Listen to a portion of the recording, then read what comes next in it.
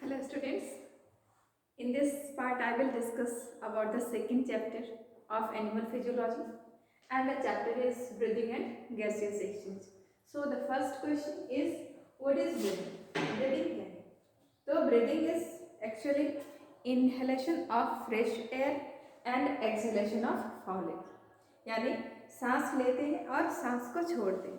तो जब सांस लेते हैं, इनहेल करते हैं, तो we inhale fresh air, that is oxygen rich air, and when we exhale then it is rich in carbon dioxide gas. Okay, then what happens that when we take oxygen and when it comes out as CO2, in between this what will happen in our body? So this is actually breathing and gaseous exchange chapter, in which I will discuss about the phenomenon, the processes which occurs during breathing or inhalation and exhalation. Okay, so first thing is breathing.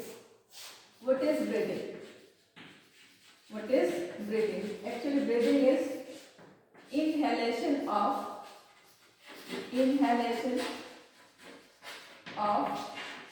fresh air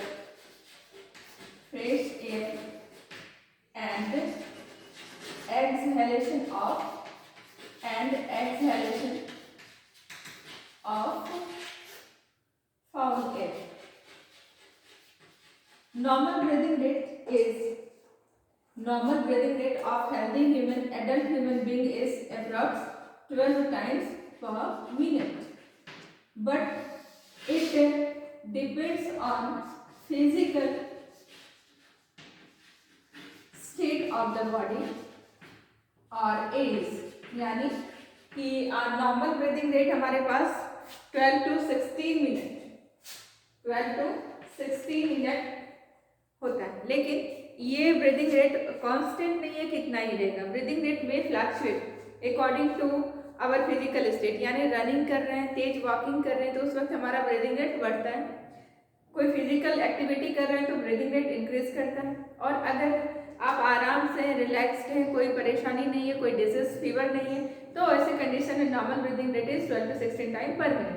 लेकिन age के साथ old age में breathing rate slow होता है as compare to children. Okay, this was actually breathing क्या है. अब breathing में आपने जो ये तो प्रोसेस की आपने कि इनहेल किया और एक्सहेल किया, ऑक्सीजन लिया, CO2 को रिलीज किया, लेकिन ये ऑक्सीजन लेने के बाद CO2 कैसे बदला? This is actually respiration. So what is respiration? Respiration is a catabolic process. In this catabolic process, breakdown of glucose occurs in the presence of oxygen gas.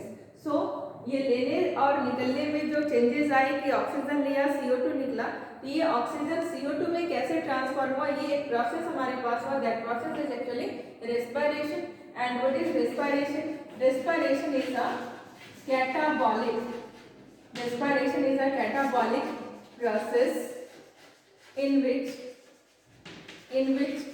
breakdown of glucose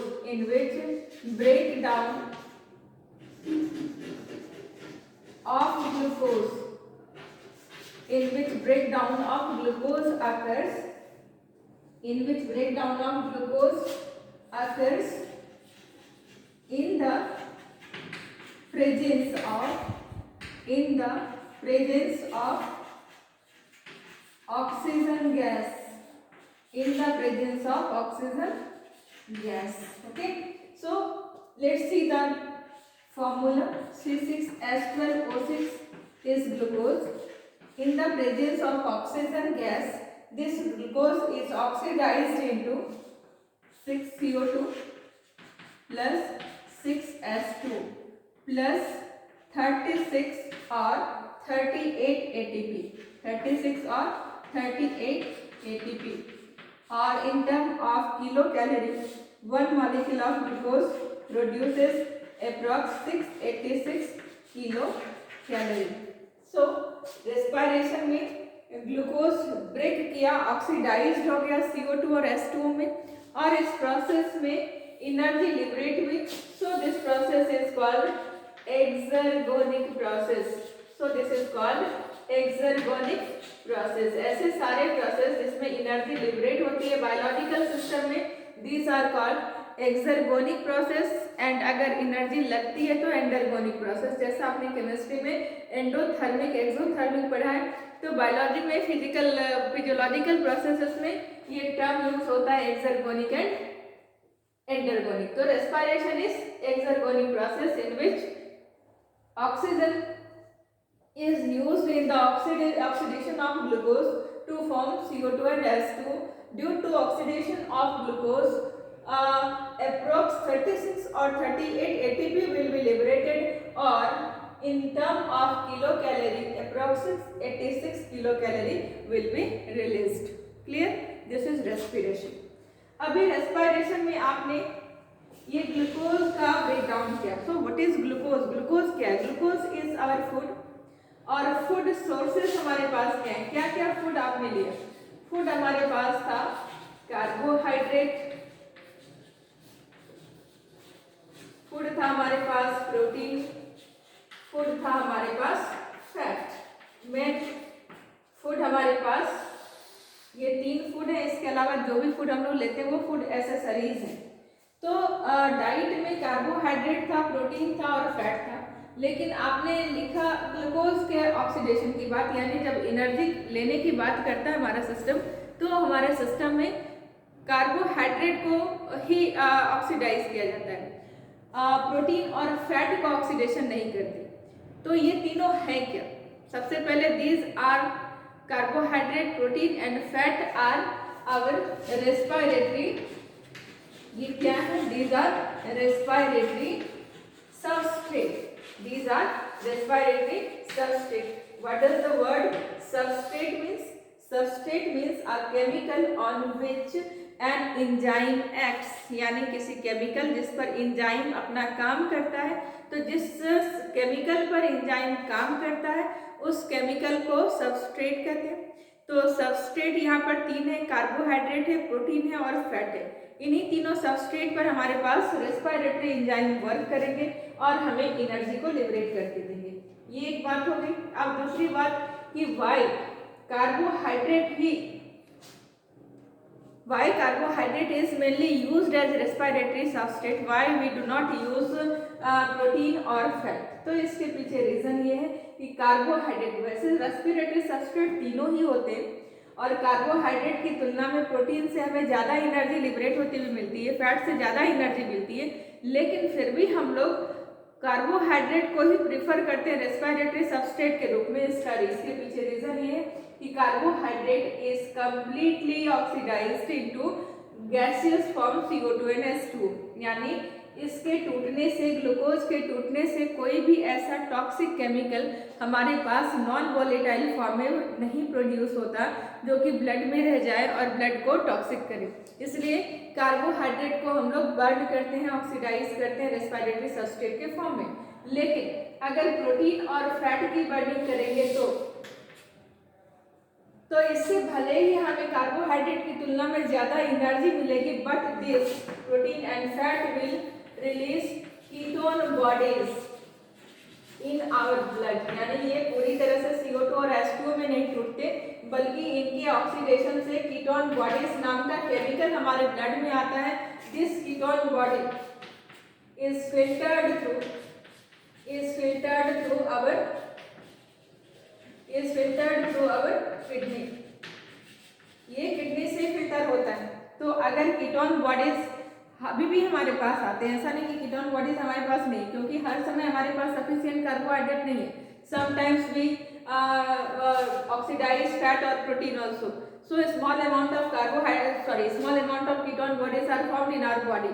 But if our main respiratory substrate will be protein or fat, then the amount concentration of ketone bodies will be increased and it will increase the workload of kidney, and due to ketone bodies, excessive ketone bodies, kidney failure will occur.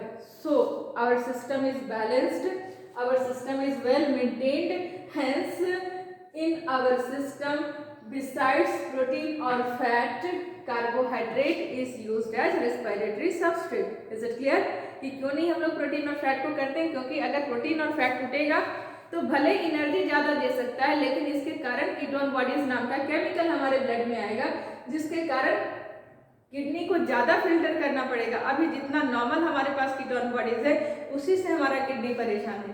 अगर सिर्फ हम ketone bodies ही देते जाएंगे तो it may lead to kidney failure, kidney हमारी fail हो जाएगी। तो हमारा सिस्टम कैसा है, पूरी तरह से नेचर ने इस तरह से डिजाइन किया है, इसमें सब कुछ बैलेंस है, सब कुछ मेंटेन्ड है, कोई भी चीज इधर उधर फ्लक्चुएट नहीं करती।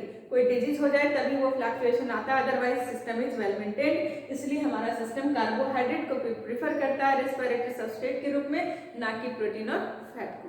Clear?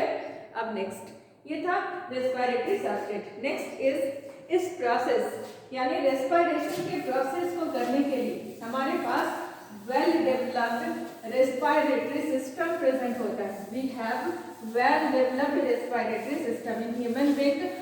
Well developed respiratory system is present and respiratory system के दो component there are,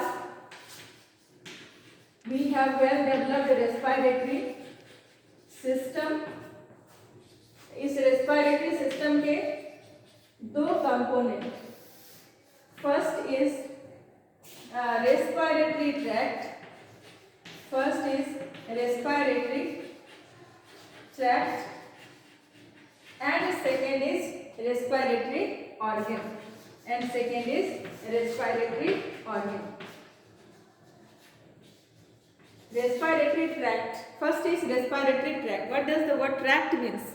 Tract means path through which air enters in our system. ठीक है, तो air हमारे पास कहाँ से सिस्टम में जाता है? We have nose and in the nose we have openings and these openings are called nostrils. ये हमारे पास nasal nose open होता है nasal chamber में, and this is palate and this is oral cavity।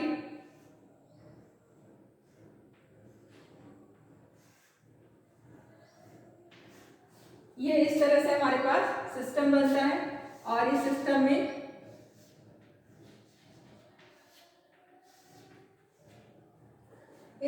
में this is the opening through which air enters in our system. The first part of respiratory tract is external nair, second part is nasal chamber, and in the nasal chamber three main parts are present. First is vestibule, second is air conditioner, and third is olfactory part। Next part is, see the diagram, this is internal nares। आपको याद होगा ये भी वाला soft palate का part था, ये यहाँ पर ऐसे हैंग करता रहता है। जब हम स्वेलो करते हैं तो उस वक्त ये ऊपर जाकर के इंटरनल लेयर को क्लोज करता है ताकि फूड हमारा नेसल चैम्बर में ना। This is internal layer and this part is nasopharynx. This part is nasopharynx. You know about pharynx ना? What is pharynx? Pharynx is common path through which both food and air travels। तो pharynx यहाँ से food जाता है, ये food को लेकर जाता है, और यहाँ से एयर जाता है। ये जिस पाथ में ये यहाँ से यहाँ तक क्या हो गया, ये pharynx है जहाँ पर फूड और एयर दोनों साथ में चलेगा। तो जिस पार्ट पर इंटरनल लेयर्स की ओपनिंग प्रेजेंट होती है, this part of pharynx is called nasopharynx. जहाँ पर ऑरल कैविटी ओपन होता है, that part is called oropharynx. Oropharynx and the last part of pharynx is called laryngopharynx. This is laryngopharynx. This is called laryngopharynx. और जहाँ पर लैरिंगोफैरिंक्स होती है वहाँ दो ओपनिंग प्रेजेंट होता है। वन इज सामने से ग्लॉटिस और पीछे से गलेट। ये गलेट ओपन होता है किसमें? This gullet will open in oesophagus. और food pipe and this glottis will open in trachea. This will open in trachea और विंड पाइप। तो एक्सटर्नल लेयर के बाद नेजल चैम्बर इन पार्ट, फिर इंटरनल लेयर्स, नेक्स्ट इज बोलोफैरिंक्स, next is trachea, and after trachea it will form primary bronchus, and this primary bronchus will enter in our respiratory organ, and our respiratory organ is one pair lungs. Our respiratory organ is one pair lung. So first part is external layer. What is the function of external layer? Air is inhaled. यही function है इसका. Air is inhaled. Second is nasal chamber and the first part is vestibule. Nasal chamber का पहला part क्या लिखा आपने? Vestibule. What is the function of vestibule? Vestibule contains fine hairs, and these hair traps the dust particle and microbes which comes along with air. So vestibule is called filter of our respiratory system. Contains fine hairs to trap dust and microbe, commonly called filter of our respiratory system. Second part is air conditioner. Air conditioner इसलिए कहते हैं क्योंकि देखो हमारे पास जो air temperature है, this air temperature will fluctuate according to season. In winter season air temperature lowers and in summer season it becomes 35-40 degrees centigrade, but our body temperature is always fixed.